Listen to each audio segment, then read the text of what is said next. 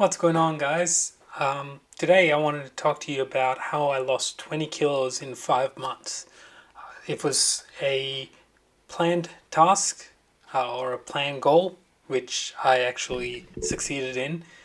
And today I'm going to show you what exactly I did to get to those goals and how you guys can use the same steps for you to do pretty much anything, not only weight loss. But I did find out a correlation between weight loss and financial discipline. I think those two have some sort of connection. I would say it's the discipline I had with what I ate and how I trained and setting up those little disciplines that actually transferred onto my financial side of things.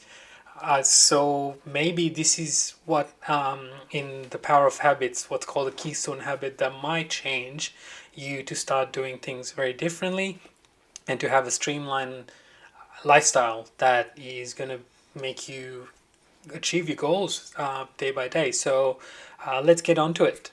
So the first thing I did was I sat down, wrote down exactly what I wanted. That is a very detailed outline of what exactly I wanted and how I wanted my body to look. It was not just saying, hey, I wanted to lose 20 kilos.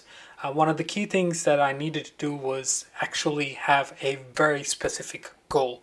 My goal was to lose 20 kilos and to have a body fat percentage of between 12 to 15%. On top of that, I did want to have, well, I didn't want to have love handles. So there was a detailed goal written down. Step two was worked out how much by when. When I say how much by when, exactly, I broke it down to a weekly, monthly, and really those two are the short-term things because it was a short-term goal. The key thing there was the question I asked was how much by when. So for me to see progress, to celebrate those little wins, I wanted to make sure that there was a how much by when for a weekly. So when I started doing it, I knew that I was going on the right track, or I knew that I was moving forwards. It's not stagnant or moving backwards. So for me, the first thing was it was going to be 20 kilos in 5 months. That was broken down into months, which was, now when I say 5 months, the reason that that number came up was because I started in July and I wanted to lose weight by December. So it fell to be 5 months. So this could be different for you guys. It could be 12 months or 6 months or 3 months, whatever it is. In my case, it was 5 months, and I worked out that I wanted to lose 20 kilos by December. It was July, so it was roughly about 4 kilos a month, and then it was 1 kilo a week. So the weight loss was going to be 1 kilo a week. The second thing was I wanted to make sure that my body fat percentage was between 12 to 15%. So I got a scale which gave you a rough estimate. It was not accurate, but that was okay. I needed to make sure that I was going the right track. So whether it measured 25 or 30% fat didn't really matter. As long as there was a reduction in that fat percentage, I knew I was going on the right track. The third thing was I wanted to make sure that my life handles were disappearing. So the way I actioned on the first thing was I did the scale to make sure that I lost 1 kilo a week. The second thing was the fat percentage. So I used again the scale and also my Samsung Galaxy Watch to measure the fat percentage that it was reducing as well. And the third thing was I took a weekly photo. By doing that, I knew that the three specific goals that I was working on was I was progressing towards them. So the little wins were the weekly wins, whether it was the 1 kilo, whether the photos didn't really make a huge difference. The fat percentage and the body, the overall weight, there was a huge difference. As in, like you would lose 1 kilo, I would lose a bit of fat percentage. But over the month, I would say the photos made a huge difference. So I worked out, the first step was I worked out a detailed goal. The second step was how much by when. And then I created a plan. So the plan entailed working out my BMR, or the basic metabolic rate. That gave me how many calories I would actually spend if I didn't work out at all. Then I worked out a weight loss calorie intake. So for me, so roughly to lose 1 kilo, you need to burn 3,500 calories. That is on, say, for your basic metabolic rate, plus you can put those numbers, so you can put your weight, your age, and whether you're male or female on these online calculators. I'll put a link on the description below. And on that calculator, it'll show you how much calories you need to take to maintain weight. So on my case, it was between 1800 to 2000 calories. So that was maintaining weight. Then, I've got 7 days in a week. I needed to lose 1 kilo, and there you needed to burn 3,500 calories in a week. So it was 3,500 calories a week to lose 1 kg. And because I needed to lose 1 kg a week, it became 300, beg your pardon, 700 calories. 500 calories. My mathematics on my head's bad. 500 calories a day. I should have a calorie deficit of 500 calories a day. So 500 times 7 is 3,500. That will give me my weight loss of 1 kilo a week. So my calorie intake to maintain weight was 1,800 calories.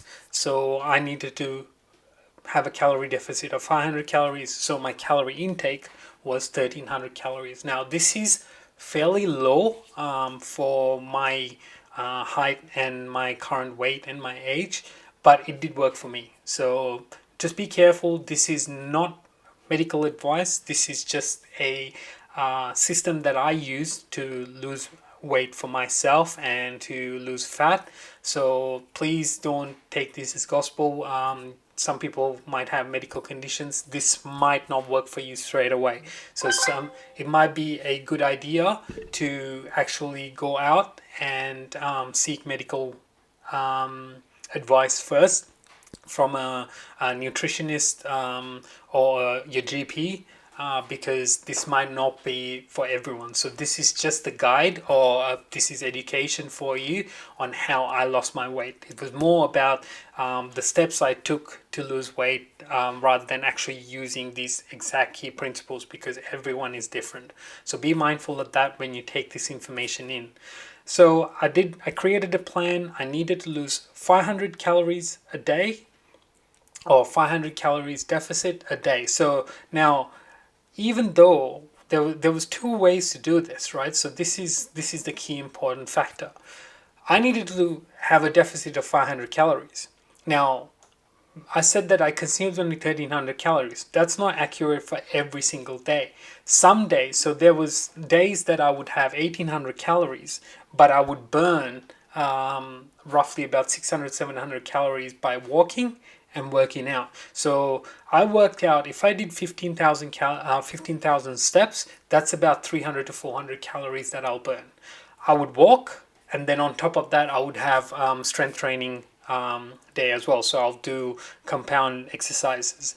Now, there's a lot of information out there on the exercises you need to do, what exercises to do in strength training, what exercises to do if you want to increase endurance, stuff like that. That's all over the internet, all over YouTube. Google that or search on YouTube and you'll find it. I am just referring to what I did, and I think the key important factor here is what steps I took to do it. And if you want a video on what exact exercises I used and things like that, I will make another video depending on what comments I see on below. So the deficit of 500 calories, I got it in two ways. One was walking. That was the easiest way. I would do an hour and a half walk with my dogs in the morning, another hour and a half in the evening, and during the day I'm on my feet most of the time, so that helped me get to that 15,000 steps.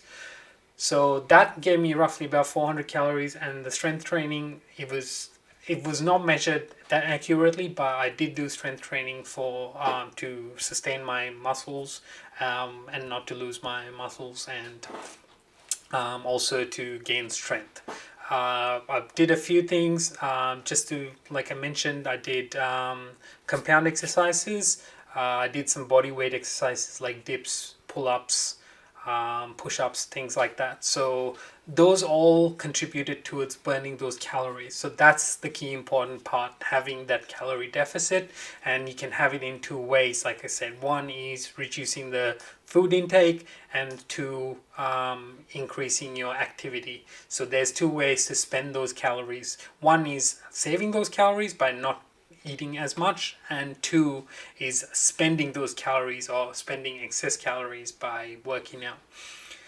Both of those requires discipline, so that was one of the key things. You needed the discipline, either you whether you were doing it by eating less or working out more. So they both needed the key important factor, which is discipline.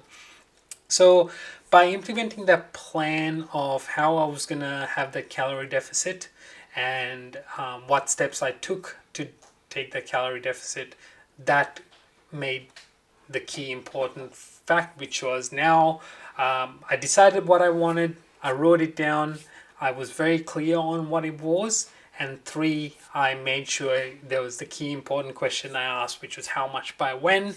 That part was broken down into smaller goals, which was a weekly goal. It's on the daily side, you could still measure it if you really want to go to that micro level of seeing how I do on a daily basis. I didn't, but if you want to, you can, and that's by making sure that your calorie deficit of 500 calories was there. So the next step, I think, was once I implemented the plan, the biggest thing was taking action. Now, this is the part that I needed you guys to understand most, which was what I mentioned before, the discipline to do it.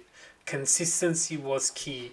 It's a long-term goal in the sense of it's 5 months. Consistency was key. Now, there was days that I didn't want to do it, days that I couldn't or didn't feel like walking in the morning. But the key is to be consistent. The question you need to ask yourself, or the question I ask myself every morning, or when I'm having a meal, or when I go out for a drink, was this action I'm taking right now getting me closer to the goal or getting me away from the goal? That's the important fact. Any goal you want to achieve, this is the key thing, the self-discipline to know that if I take this action, it's going to take me closer to the goal, because there's two ways to it. It's either taking you closer to your goal or taking you away from the goal. So ask yourself, anything you did, like in my case, it was when I saw a pizza. I own a pizza shop. So worst part was there's fried food there, there's burgers, there's chips, and there's pizzas. And if I'm working there, I make pizzas, and oh my god, like the amount of discipline I needed to avoid having that was some days very difficult. Some days I gave up, and some days I would have a slice of pizza. Some days I did have a burger, but I counted the calories, I measured the calories, and if I had excessive calories, I would go for a run, do a workout, bump up my walking steps. Instead of 15,000, I would go, okay, I need another 5,000 steps. I did that. So it's regardless of whether you lose your discipline on one action, it's about taking that discipline back in another action. That's what was the key for my success in that particular goal, which was losing 20 kilos in 5 months. And I did it. I was at 89 kilos, and I went down to 68 and a half, which is about 21 kilos, but I was aiming for 69, so it did work out for me. So I think the key important things I'm going to leave you here with today is, like, decide what you want. Actually have a clear picture of what you want. Like I said, I broke it down into 3 different action or three different sections, which was I wanted to lose 20 kilos. That was the macro goal. I wanted to have a body fat percentage of 12 to 15%. That was my second step. And the micro level, or the most fine-tuned part, was I wanted to lose my love handles. So all those three was the key definition, or a very detailed goal. That was my goal. So I wrote it down and broke it down into three separate steps so that I knew that this is what I wanted to achieve. Second thing I asked myself was how much by when. That is important because what gets measured gets done. If you can't measure something, you will never know whether you're actually achieving it.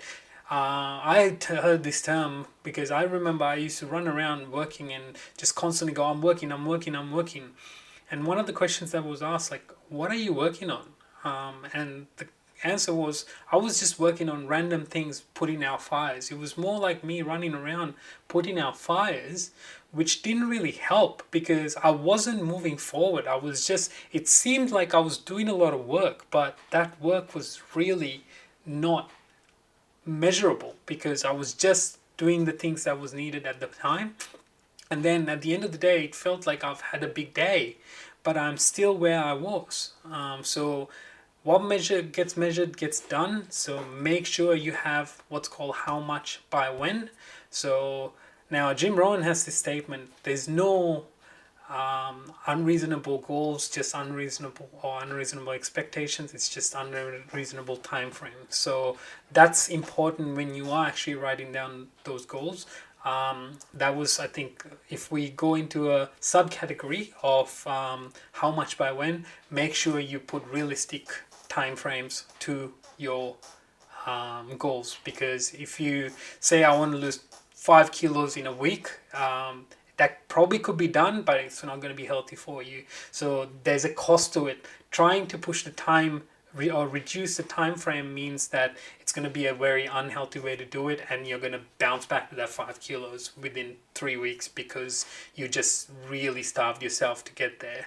So make it realistic so that it's consistent and you can do it every day, and also it's a long-term thing. Like I'm varying between 69 and 73 kilos at the moment. That's because I've had during Christmas I've had a few holidays. I have still not, now it's 1st of March really, so still I haven't gotten into that groove of working out clearly, but I will get back to my goal weight, which is about 68 kilos, which I will do.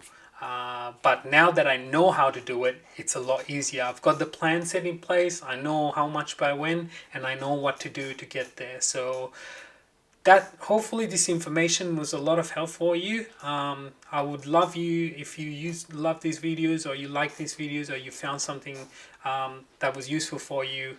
Hit the thumbs up button or the like button and subscribe for more videos like this. I'll catch you on the next one. Take care.